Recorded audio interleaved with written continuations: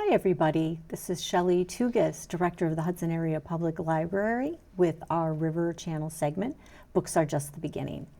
And books today are just the beginning because we're going to be talking about movies, specifically our new collection that we have of Criterion Films. At the Hudson Library alone, we have about 40 films, and of course there are extras in the system. And I brought Christopher Mick with me today. He's our STEM librarian, and people around town know him kind of as the space guy because he has delivered all kinds of amazing space programs through NASA and other science grants that he's received. But he's also the film guy, and not a lot of people know about your film background. So would you just give us a quick summary of before you launched into space? Yeah, you have a film history. The before times. I went to Columbia College Chicago and studied as a film major and studied directing and editing were my emphasis. And so you get a lot of, as you might guess, doing a film program, film history and history of editing and exposed to a lot of foreign films and kind of classic cinema where they were illustrating an advent or a development or a director or a concept they wanted you to kind of learn or understand. And so got to see a lot of movies screened in Chicago, but that kind of love translated when Criterion came on the scene and started producing their DVDs. They really put a lot of TLC into the packaging and into the research and into mastering them, so it's the best kind of quality picture or audio you can get, and all the archival material they put in there. So was pretty excited when I heard we were going to be kind of expanding that collection and offering those. Yeah.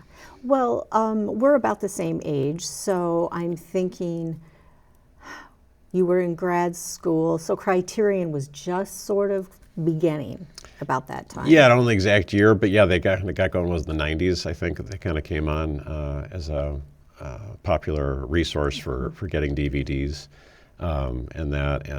They just kept expanding. Now they have a channel. There's a Criterion channel for people that stream things. You can get there where they show all the movies in their collection kind of on a curated schedule. And they have the DVDs, and they do really well on their social media. They have a lot of directors they'll bring into their closet to kind of pick their favorite movies. They get to throw in a tote bag and kind of talk about how they came to these movies or how it affected them and their choices or the films that they make. So they're really popular now, I think, with the general public. If you haven't heard about them, they have all those things going on. Yeah, I think a lot of people haven't heard of them probably until recently. If you were a movie fan, you might know, but this is sort of what people refer to as you're a cinephile if you're into Criterion. Yeah. And just as sort of setting the table here, the whole purpose was to not necessarily preserve and distribute the award winners or the classics that we all know about, but like cultural touch points and art films and international films. Yep. So the net is pretty wide. Yeah, exactly. The board of Criterion, they kind of look for things. Some is preservation, where they think something, either the original negative was starting to deteriorate and they're worried about it might be lost, if it's not, someone steps in to kind of save it at the time. So some projects are like that, where it's like a preservation. They deem it an important film, and they're going to go through all the investment and work to kind of digitally restore it and for preservation. Others are like you mentioned, where they think it's interesting because of where it came from or the time it came out, or it was influential, or it was revered by other filmmakers, and so it deserves consideration. So they do worldwide cinema. They do some quirky stuff that came out at different times in the United States. WALL-E is a recent one that they did, and some people are like, why would they do that? And they do a lot of again, that archival and the outtakes and the development and the storyboards and publicity materials. They'll gather all that together and kind of put this in the collection. So it was a film they deemed important, had a lot of significance, and they said it was worth the investment to kind of do that deluxe edition of that film. So yeah, all over the board. Yeah, I think some people would be surprised by some of the titles. One I like to kind of chuckle about a little bit because I had seen it on one of those Saturday afternoon when they have nothing else to show on network TV years ago. The Blob. Yeah. Yeah. Like not a classic movie, Right. you know, not known for, but it was culturally influential and the effects for the time were considered pretty extraordinary. So you'll find some really quirky things like that. And then like, you know, my era, The Breakfast Club. Yep. Some people love it. Some people say it has not aged well, but it was such a cultural force at the time, and it has lingered in our culture. Yeah. And so those are among the films that they pick. And then you will go through their list and see things you have never heard of, and you're a big movie fan, and you have never heard of some of these films. Yeah. So show us some of the things that you brought, because these are that we have in the IFLIS or the More catalog.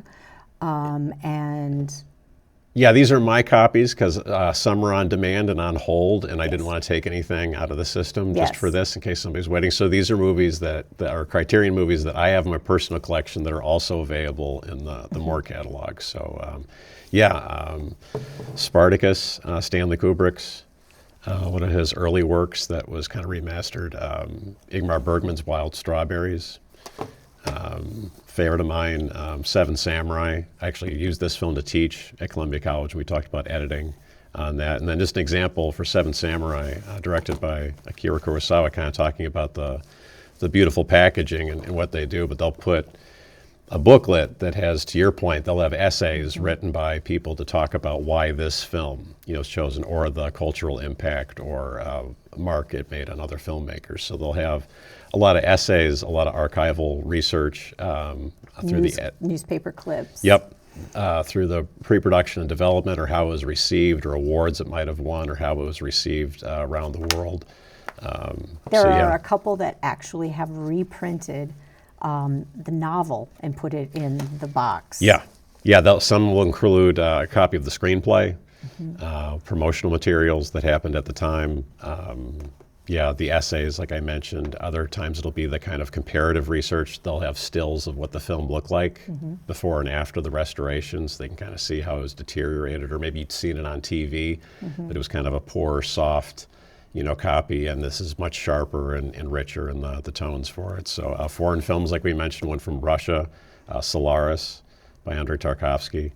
And then a classic, my kids actually were shown to a couple weeks ago, Fritz Lang's M, which was an interesting film. It's a German film, and was during the beginning of the sound age, but the director, Fritz Lang, made kind of judicious use of when and using sound or not using sound. So it's almost a silent film in periods, and then you'll hear a car horn or a car screech by, and it really jolts you. And it's because of those choices you're kind of lulled into, oh, maybe this is a silent film, but there is sound in it, but he just chose to use it discreetly for emphasis or to kind of punctuate the tension in the scene, and that was really something that the kids noticed and made a lot of comments on. I thought that was really neat, the choice on the sound design. So yeah, a lot of varied and good stuff there. Can I put you on the spot? Of course.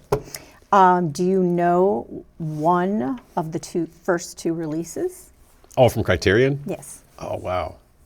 That's a good one. First two, Professor Mick. 400 Blows? Citizen Kane. Oh, okay, yeah. And then the other one was the 1933 version of King Kong. Okay. And from what I understand about the Citizen Kane copy is the extent of the extras. Like, it includes full documentaries of Orson Welles and the making of that film. Yeah. Plus short silent films he had made prior to that are in there. And I mean, I think a lot of us now will get a movie or own a movie, and we'll be, there's a director's commentary and deleted scenes. That's on like all the DVDs these days. Yeah. But this is sort of launched by the whole concept of the Criterion creators. Yeah. No, there's an excellent one to your point on that. David Lynch, there's an issue they did for Inland Empire, his film, but there's two great documentaries that you can't see anywhere else that are on that disc that, to your point, are like following him on the set making the film. So it's the meetings and the behind the scenes. So it's fascinating to watch the artist kind of apply their craft and rehearsals and all the kind of behind the camera stuff that you're privy to that you can't find that anywhere else. I think it aired on France, once on television. It was the crew that put it together, and they got it to put it on the disc. So again, if you just like the film, they do a great job at restoring and preserving the film, and you'll never see it in any better picture or sound. But if you're really into the film or the history, or you want to take a deeper dive on it, they have all these amazing things like that, like these documentaries and commercials or ads for it that you'll never be able to find anywhere else, because they tracked those down and got the rights to it and cleaned it up and put it on the disc. So it really gives you a deeper content. If it's a movie you love and you want to know more about it, it's a great resource for kind of having everything there.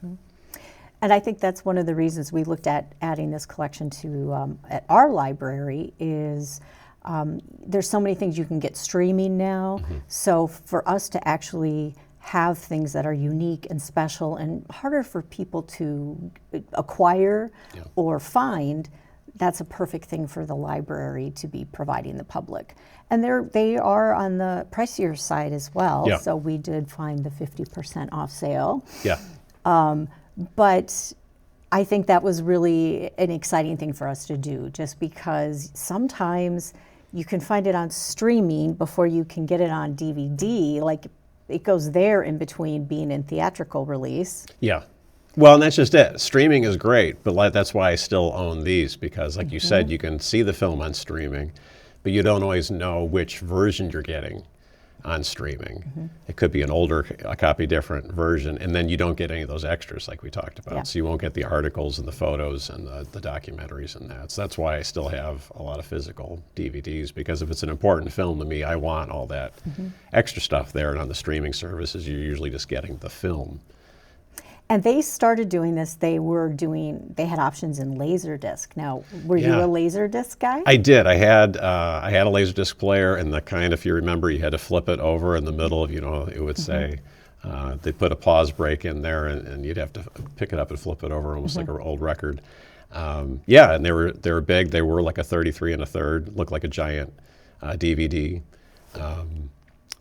But that was the beginning of it, and they produced. So I had some of the original laser discs. I think I had a couple Kubrick ones, and on that, and then I went into DVD, and then Criterion keeps evolving with that. So there are some Blu-rays in their collection, and now they've moved on to 4K. 4K is kind of the industry standard for the best picture in that, and so patrons would just need to know if they want a Blu-ray or a 4K, you have to have a DVD player that can play a Blu-ray or a 4K. At least at our library, right now, we have only purchased the Blu-ray because it just seems like there aren't a lot of people who have 4K at this time, and maybe if you are, you might be buying your Criterion. Yeah, no, the 4K is a little more involved because you do have to have a monitor that can play 4K, or it really doesn't make sense. And you have to have special cabling from your TV to your DVD player, and then again, your DVD player has to be rated for 4K. So that is an investment. Not everybody has, those things for it, and you don't need to get a 4K. But when people ask what that means, that's just that's like the highest quality level now. If you can get a disc in 4K and your TV can do that, that's going to be the sharpest picture and best sound and kind of greatest tonal range. In my family, we went right from VHS to DVDs. We missed the whole laser disc phase. And now I have, honestly, I have to say, I have zero interest in 4K because I watch Blu-ray and I'm like, I can count people's pores. Right. How much better can it get? Yeah. And you say it's actually pretty incredible. Yeah, I mean, again, it's me being kind of a cinemaphile when that was an option to kind of get a new TV, and that made the investment to do that. And I'd seen some demonstrations on it when it was a newer technology, and I waited for it to kind of get a little more mass produced. I'm never the first one to get a CD player or that, because I think that it is good to get the technology a little developed and they figure out some of the initial launch issues. But it is really, if you like that, a movie that you think is beautiful. I'm just thinking of like Lawrence of Arabia or something like that, where it's those amazing colors and sunsets and the desert, and that it does do the best reproduction. There's still nothing that's going to beat if you see it in 70 millimeter on film. If there's any of those touring exhibitions, sometimes they'll announce that, like it's coming downtown to Minneapolis and we have a 70 millimeter print. And that's getting rarer too, because most theaters are going digital, but 70 millimeter is still like the gold standard for what it'll look like, but for in your home theater setup, like 4K is as close as you're going to get to that. And is this what we were talking about the other day? Because now when you go to a movie, you never see what used to happen, like in my hometown theater when we were kids, and that is sometimes the film would just like, you'd hear the noise, and it looked like it would like melt a little bit. Get caught in the and gate. A hair would be in there, and that's the 70 millimeter? Well, it can be. It can be 35 millimeter film. That's like the standard in theaters when they were showing film. So we had that in the Hudson Theater, before they switched to digital. So that was 35 millimeter. But yeah, that's when you'd get. And I worked at a projectionist at Columbia, and so you get what they call the smoke ring, which would be a little circle that would be in the corner, and that would cue you to flip on the other projector to do the changeover, because you'd have a reel, the first reel on a projector, and then the projector next to it, you'd have loaded up the second reel. And then when you get the ring in the corner, they call it a smoke ring, you flip the other projector on, and then it's a seamless, nobody knows in the theater that you changed projectors because they're kind of at the same angle. And then you do the same thing, you'd get reel 3 on that projector, and then so you'd, working as a projectionist, you kind of had to hop between the projectors and things would happen like that. Yeah, the film sometimes would catch and rip, and you'd have to splice it. Razor blade and tape and cut tape. We used to do that at the radio station where I worked. Sure. You literally, I thought it was like a crazy little phrase people used, but you literally took a blade, you cut out the part that you didn't want, and you taped it back together. Yeah, little metal block, and it would hold the film and the perfs there where you wanted it. And see, we were in college at the same time. Yeah. Okay, so if I saw like Some Like It Hot, a Saturday afternoon movie back in the 80s on NBC or something, and I got the Criterion version of that movie, what would be different about that experience? Obviously no commercials, but... They would have, usually always with Criterion, they do a transfer and a remastering. So if you saw that Some Like It Hot movie, that might have been, by the time it was broadcast, it might have been a copy of a copy kind of thing, where they had the original negative and then they make a copy for home video or VHS and for that, and then for broadcast television. So it could be a generation or two away from the negative. And what that means is kind of like akin to if you make a photocopy and then you make a photocopy again of the original, you start to lose the sharpness, and it looks a little, it's still a photocopy and you can read it, but it's not as sharp as your pristine master that you made the first copy with. The same thing happens in film. So it would be fine and you hear it and see it and all that, but it would be softer, it wouldn't be as sharp. The colors, if it had color. Yeah, the black and white tones get more gray. There's not like a pure black and a pure white. It gets all a little mushy in the gray region. And then the colors, if it's a color film, it gets a little softer. It's not as true in the colors and that. And so when they remaster it, they'll clean it frame by frame, so they'll remove any grains or specks or pops or hisses in the audio track as well, and then both those kind of get married back together, and then so you get like a really good digital quality audio file and a digital quality picture file remastered from those elements, and then it's whatever it is in the DVD or the Blu-ray 4K format, and so it's just all cleaned up to be looking as good as when it was first released on film. And they scan it all at a pretty high rate, so that's the part I kind of left out too. They're actually scanning the film negative at a very high rate to make a nice high-resolution file. So anybody that messes with photos on their computer, and you're getting that high, all the pixels you can get in the frame, you can think of it that way, that they're getting a really high-resolution scan of each negative frame. And so you get a much sharper picture when you go to blow that up on a television then. So a couple of recommendations for people. What would you say if you pick among what you think among the best of the Criterion Collection? What are some of your favorites? What would you recommend people look at? Well, I mentioned M. M is a top of the mountain one for me. So if you're going to do that, so it's Fritz Lang, German film, M. Great Seven Samurai I mentioned, so Akira Kurosawa, Japanese film, and this is one I mentioned before. I actually used in an editing class when I was teaching, because some of his combat sequences, there's literally like in a 60-second stretch of film, there's like 59 cuts in some of the action, and nobody had cut that fast before. So people may not think that's surprising today when things are cut so quick. But at the time it came out, it was just kind of revolutionary. Nobody had cut that fast before. And he has this chaotic fight scene that's in a torrential rainstorm with samurai, and all these rapid fire cuts, and it just kind of blew everyone away when it came out. So hugely influential film to a lot of films that came afterward for that. Solaris, again, sticking with kind of worldwide cinema. This is a Russian film. There was an American remake of this by Steven Soderbergh years ago. I can't remember what year it came, but he had George Clooney in it. Right. So anybody might remember that one. That's the American remake of this film. So this was kind of the Russian answer to 2001: A Space Odyssey. I thought you might say something like Risky Business. Oh, no, or Fast Times at Ridgemont High, Yeah. which are Criterion choices. I leave those to you.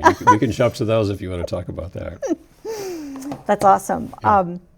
For people who are watching, the best way to find Criterion on More catalog is literally to search with the keyword Criterion, because then you'll know whether it's if you search for Breakfast Club, for example, you're going to get all kinds of versions. You might get a VHS option and that sort of thing. And we also have a display up.